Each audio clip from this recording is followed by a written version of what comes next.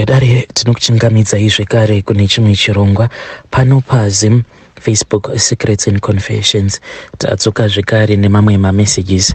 Message yedu yekutanga yakamira sekudai so: hanzi makadi zvenyu mukoma, ndinokumbirawo kuti unge uchindiposterawo nyaya yangu wakavika chitupa changu mwanangu. Inini ndiri mudzimai, ndina makore 60 years ekuberekwa. Murume wangu paakashaika at that time ainge ava nemakore 63 years ekuberekwa, saka handizivewo kuti iniwo ndichazopadarika here, nekuti iye akanditi paakaita mhiko dzacho panguva yacho iyoyo akabvunzwa kuti saka iwe nemudzimai wako uri kuda kuti munge muchizorarama kusvika pamakore api? Iye ndokubva azoti 63 years, kana tikararama kusvikawo pa 63 aiwa tinenge tararama. Saka panguva yacho iyoyo murume wangu uyu paakaenda akanoromba, tainge tichangobva mukutizisana. Inini ndainge ndichiri kuma 17 years ipapo pandakatizira murume wangu, saka iye ndokubva azoenda akabva anoromba. Iye ndichizomubvunza kuti ko wai wakaromba nhai? Iye akabva anditi, ndakatarisa ndikaona situation yangu ndikaona kuti iko zvino ndava nemukadzi manje ndinenge ndava nemwana apa ndiri mubva ndiripo. Saka ivo stepfather vake vainge vachimuda, but taitongoona kutoti hama dzavo ndo dzairakidza kuti dzainge dzisingatombomufariri. Worst of all, padzakaziva kuti ainge ava nemukadzi vaingoramba vachingoti wakaunza ngozi, now wava kuda kuramba uchingoudza dzimwe ngozi mumusha. Saka iye akabva azoti apa baba vangu ndisingavazivi, hama dzababa vangu ndisingadzizivi, zviri nani kuti ndinge ndichingoromba. Ndozvaakandiudza izvozvo panguva yacho. Saka ndakabva ndazongozvigamuchira. Panguva yacho achiromba, iye ainge achingorombera kuti dai akwanisa kuwana basa, ende achirombera zvekare kuti zvipfuwo pamusha pakuzonoshanda paya ange achizova munhu anenge aine maoko anenge akaropafadzwa, so that paanenge ava kuchizotanga kutengawo zvipfuwo zviya zvisazongotsakatika. Ende zvechokwadi mukoma, takatotanga nehuku dzedu, but huku idzodzo dzakasvika pakuwanda zvekuti mari ndaiti ndikatengesa huku dziya ndikachengeta mari iyoyo, then murume aizoti paya paanenge adzoka tobva tabatanidza mari iyaya, tobva tatoona kuti mari yatinenge tiinayo inenge yawanda. Kudzamara vamwene vangu vazotidana vakabva vati, vanangu ndikuona kuti zveshuwa mune maoko akaropafadzwa, but tararai muone kuti mumusha muno mamugere, musha uno hamusi mudzinza rekwako. Saka inini kana ndikazofa panokwanisa kuzoitika matambudziko. Saka baba vari kuti vari kuda kukupa mari kuitira kuti iwe unge uchizotsvakawo pako pekuti unge uchizovakira. Ndozvakazoitika ipapo, ndokubva tazopiwa mari nastepfather vemurume, ndokubva tazokumbirirwa kuna sabhuku, tikabva tazochekerwawo pedu pekuti tinge tichizovaka. Ndokubva tavaka paya. Mukoma takabva tangoramba tichingoropafadzwa naMwari. Tikatoita mbudzi, ndokubva tatoitawo mombe. Komombe dzacho dzainge dzobereka dzichiita sekunge dziri pamujawo. Kudzamara tatova nemombe dzedu dzainge dzichitosvika kuma 20, tikabva tatoita business rekupota tichirimira vanhu. Tainge tatova nevashandi. So takabva tazokomborerwa nevana vedu vanokwana ivo kuita 5. Pavana vedu ava 5, then vamwe 2 ndo vakashaika, but pavana vangu vose ndingangoti vose ingomwa, but vakangoitwa ngomwa chete panyama, but kumweya chaiko vana vangu ava vatori nevana. Ende vana vangu vakomana ivo ndo vanopota vachiita bonde nechikwambo icho chacho chakazopanduka, because murume wangu chikwambo ichi paakachipiwa chainge chakaita kunge kagonzo. So saka chikwambo ichi ndo chainge chichimuchengetedza uye chichimuchengetera musha zvekare nekumuchengetera hupfumi. Saka chakabva chazopanduka. Chikwambo ichi icho chakabva chatoita fesi yemunhukadzi uye chitori nemuviri wemunhukadzi zvekare nemazamu, but icho chine mazamu anokwana kuita 5, but mamwe acho asvava, maviri ndo asvava, kwasara matatu awa, nekuda kwekuti vamwe vana vangu 2 3 ava ndo vachiri kurarama, vamwe 2 vakashaika. Saka panguva iyo vana vangu pavainge vachiri vapenyu, chikwambo ichi chaitoita vana 555. Saka vazukuru vazukuru ndinavo but handina vazukuru vepanyama. Vazukuru vangu vose vari mumhepo. Saka vana vangu vasikana vaitombotorwa vachitomboendawo kumamarriages. Vaizoti kana vasvika kumamarriages kuya zveshuwa munhu aitonzwa kutoti panapa nhumbu yatobata, but nhumbu iyoyo yaizongotsakatika. Then chikwambo ichi ndo chinenge chaba nhumbu iyoyo, then icho ndo chinobva chazotakura pamuviri paya. And vana vangu vose pavakazobuda mumamarriages including nevana vangu vakomana, chikwambo ichi chainge chava kuita vana at the same time, chichitotakura vana 5 at the same time, 1 for each and every of my children. Saka vakomana ava ivo vanotoita bonde nacho chidhoma icho chichi, then vasikana paya pavanenge vachiita bonde nevarume vavanenge vachidanana navo, icho chikwambo chacho ndo chinenge chichitonzwa kutonakirwa. Vana vangu ivo havatombonzwi kunakirwa nebonde zviya zvekuti mukadzi anosvikawo pakusvika panguva yekuita bonde. Pavana vangu vose vasikana hakuna kana umwe zvake anoziva chinonzi kusvika pabonde. Vana ava vakambotanga vachazvivanziridza kuzonosvika vachizouya kwandiri vakabva vazondiudza nyaya dzavo, vachitanga ivo kukomplaina kuti isuwo mama tinongonzwa vamwe vanhukadzi vachiti ivo vanosvikawo panguva yebonde but isusu hatitombozivi kuti chii chinonzi kusvika. Saka ndakabva ndazongotaura navo ndikatoita sekunge ndainge ndakatosuwa ndichitoti neniwo nditori nechishuviro chekuti dai Mwari vakwanisa kukupaiwo vana, but ndichiziva zvangu kuti murume wangu iye ndiye akasiya atiparira. So vana vangu havatombozvizivi kuti baba vavo ndo vainge vakaromba, but panguva yacho iyoyo baba vavo pavakaromba inhau yekuti vainge vachidawo kuchengetedza basa uye vainge vachidawo kuti vange vachizoitawo zvipfuwo zvakawanda. Saka ivo baba vainge vasingatozivi kutoti kunotsvaka kwavakanoita mishonga iyi yekuzvisimbisa zvekare nekuti vange vachiwana basa rinobhadhara nekuzochengeterwa musha, vainge vasingazivi kuti gonzo iroro ndo rainge richazotovaparadzira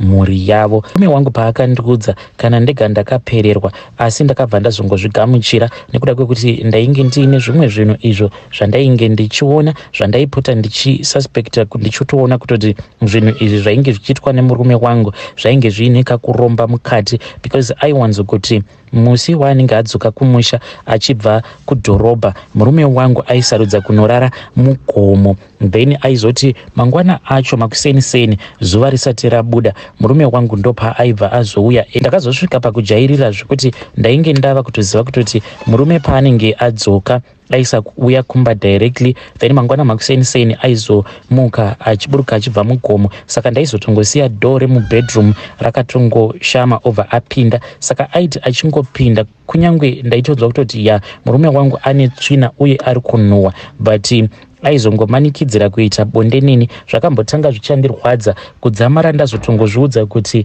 izvi ndo zvainge zviripo. So ndaingosuspekta kuti murume wangu ainge akaromba. Ndokusaka murume wangu paakazondiudza ndisina kana kumbogara ndavhunduka. Saka vana vangu vose mukoma 1 chete ndiye achiri nechibereko, but ndinogara ndichingomukuridzira kuti ange achienda kunobviswa chibereko, because last time paakaenda kuchipatara akabva azoudzwa kuti kana iye akaramba achiramba kuti ange achibviswa chibereko chake zvichazoitika kwaari ndezvekuti mafibroids aya awo anomera muchibereko chake hanzi achazosvika pakuzvimba zvekuti anokwanisa kuzotomuzvimbisa muviri wake, uye kana akagara aafektewa hanzi anokwanisa kuzofa. Vamwe vana vangu ndo vakabviswa zvibereko zvavo nekuda kwemafibroids iwavo. Saka iye achingori netarisiro yekuti zvimwe kuda nerimwe zuva ndichazosvikawo zvarawo, but iye chaasingazivi ndechekuti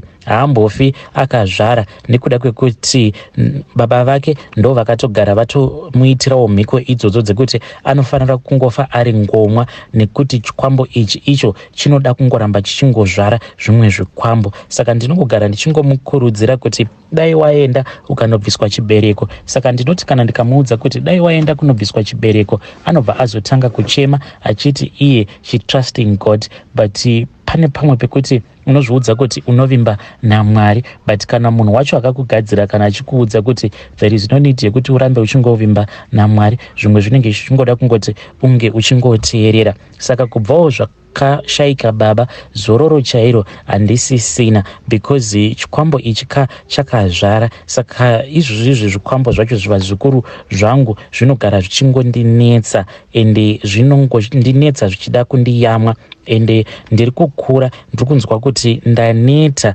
because ndinoyamwiwa nazvo zvinhu izvi kusvika ndava kunzwa kuti minyatso yangu inenge yava kupisa. Kungoti vanhu havatozvizivi, asi nekukura uku kwandaita ndikatosvina mazamu angu kunotobuda mukaka. Saka zviva zvikuru zvangu izvozvizvi ndo zvinouya zvichindiyamwa mukaka, but ndasvikawo pachinzvimbo chekuti ndaneta, ndava kudawo kuzorora, but there is no rest for me. Murume iye haana kuda kundiudza n'anga yacho iyoyo yakamubatsira, saka handizivi kuti ndingananga kupi. Kana dziri semombe, mombe idzo dzandakasirwa nemurume dzinotosvika kuma 57, saka mombe idzi pari zvino handichazivi kuti dzava ngani, but mombe idzi manje zvinoitika ndezvekuti paya kana ndikaramwa kuyamwisa zvikwambo izvi, then vakomana vanondishandira vanobva vatouya kwandiri vobva vatoti mama, tasangana nemombe kana 5 kana kuti 6 dzavanenge vangosangana nadzo dzinenge dzakangofira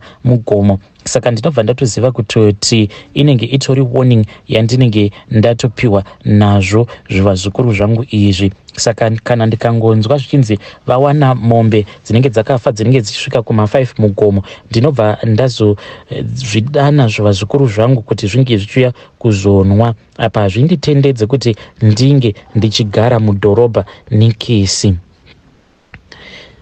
Vedare ndo message iyo yandakatumidzirwa ichibva kuna gogo avo. Naimi zvakangoma hazvo vedu kwe, hanzi murume wangu akashayika ane makore 63 years, saka inini handizivi kuti ndichadarikawo here 63 years, because iye anoti paakaromba akati iye inini naye hataifanira kuti tinge tichizorarama more than 63 years. Naimi zvakangoma hazvo vedwe, asi ngatitaurei navo gogo ava. Hanzi vana vangu vasikana vanozoita maproblems emafibroids. Umwe wacho ndiye ari kuramba kunobviswa chibereko, but ndikuramba ndichingomudza kuti enda unobviswa, nekuti kana ukasabviswa mafibroids iwawo makumbo ako achatanga kuzvimba ngobva wafa. Regedzai tibva taenda panyaya yedu inotevera. Nyaya yedu inotevera yakamira sekudai so.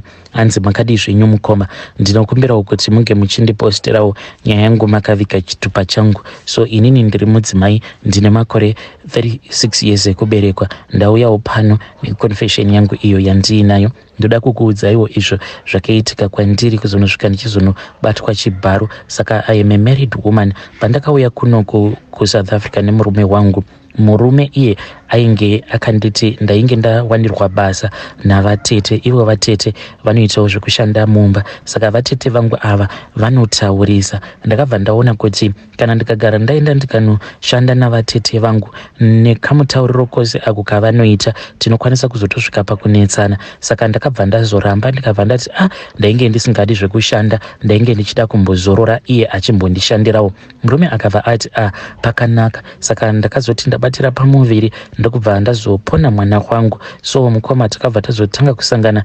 nemaproblems, because mari chaiyo mumba, mari yainge yava kusatobatika zvekudaro. So zvakazoitika ndezvekuti ndakabva ndaona kuti panapa kuti zvinhu zvedu zvinge zvichizotifambira, it was far much better kuti inini ndinge ndichitangawo kushanda ndichibatsiranawo nemurume.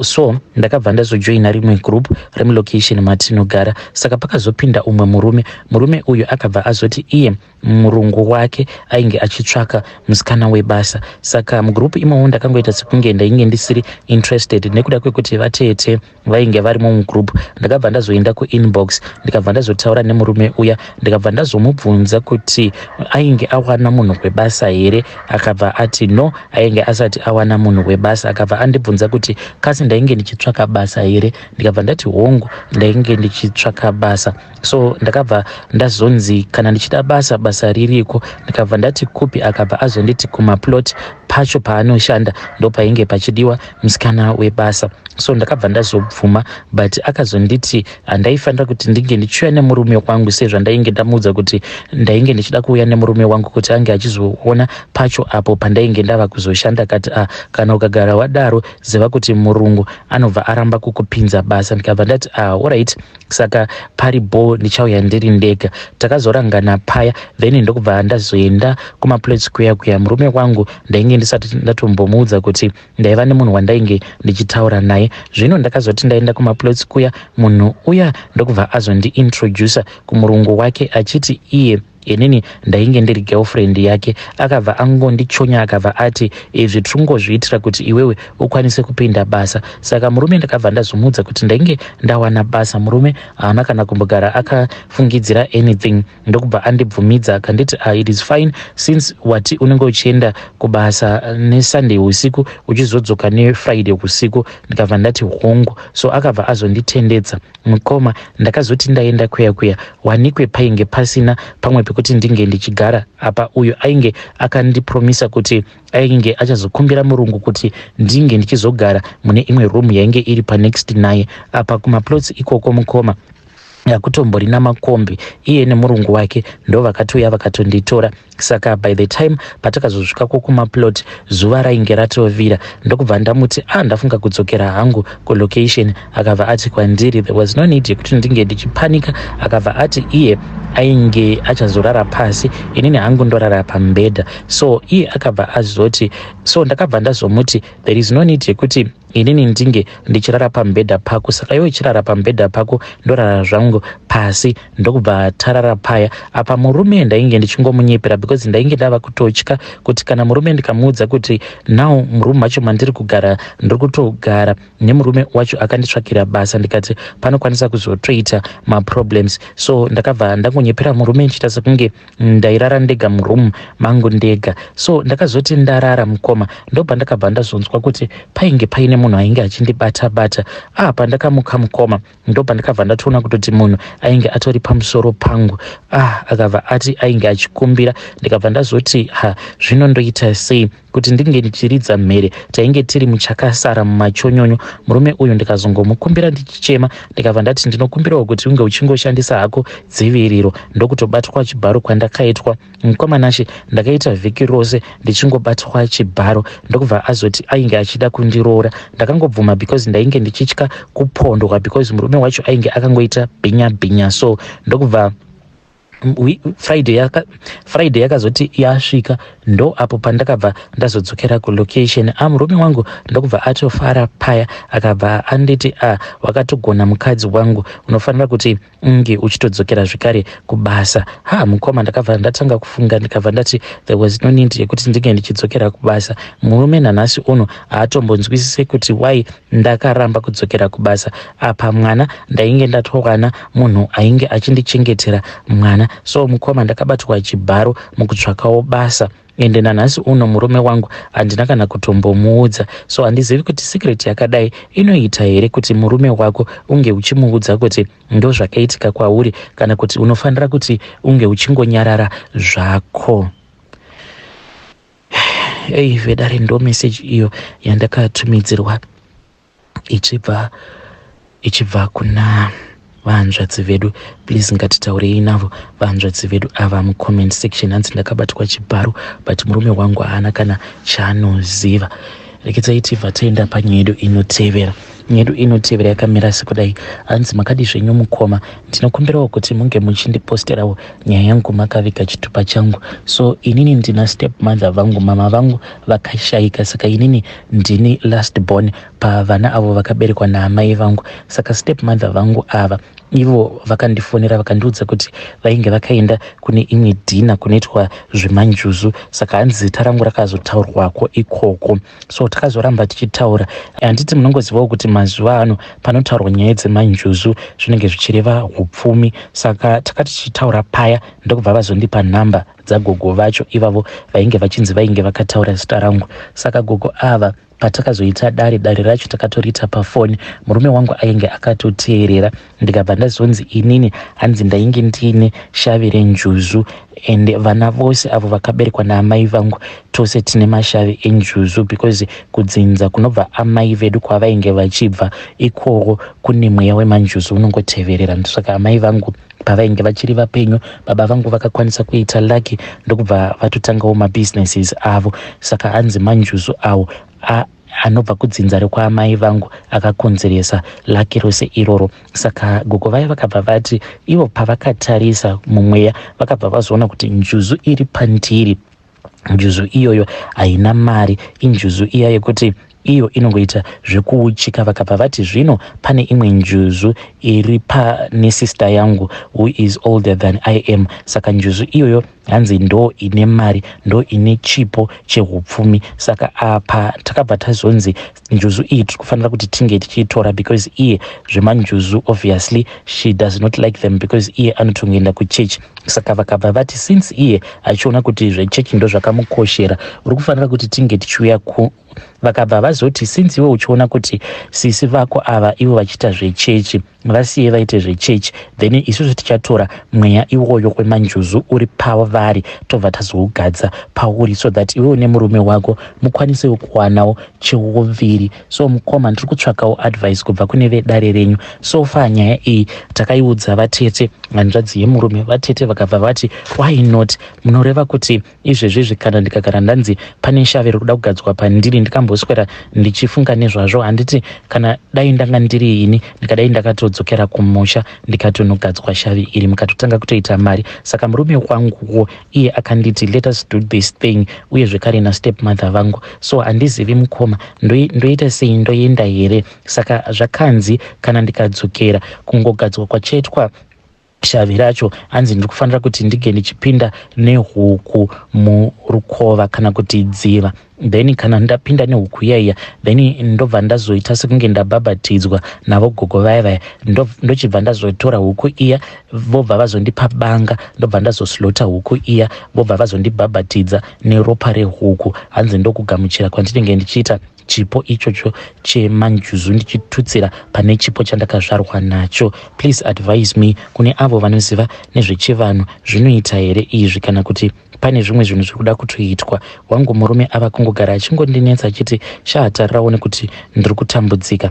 apa ndigere nemukadzi ane mweya wemanjuzu. Wadi wangoita zvinhu zvinoita kuitira kuti tinge tichikwanisawo kugara zvakanaka nevanawo vedu vakwanisawo kugarisika mune zvakanaka. Saka please help me out vedare. Pressure yandiri kupiwa nemurume nehanzvadzi yake nastep mother ipressure yakanyanyisa. Iko zvino zvitakatogadzira kagroup kedu apa I feel like I am the victim.